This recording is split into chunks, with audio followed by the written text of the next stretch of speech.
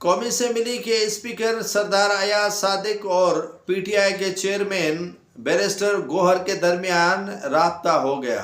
کل تک P T I کی جانب سے حکومت کے خلاف شکوہ کرتے نظر آئی کہ ان کا حکومت سے کوئی رابطہ نہیں ہو رہا اور حکومت ان سے باتیں کرنے کے لیے تیار ہی نہیں ہے، وہ باتیں کرنے کے لیے تیار ہے۔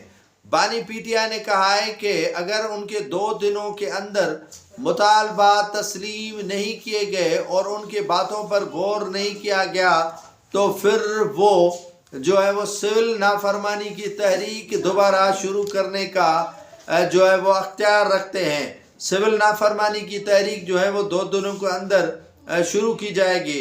اسد کیسر اور دیگر جو پی ٹی آئی کے رہنما ہیں ان سے اسپیکر آفس سے رابطہ کیا گیا ہے اور ان کو گفتگو کے لیے بلا لیا گیا ہے۔ پی ٹی آئی کے لیے کہا جا رہا ہے کہ وہ اتوار تک اس میں پیش رفت ہونے کے وہ کبھی امکانات ہیں اور ان کے چند مطالبات بھی تسلیم کیے جائیں گے۔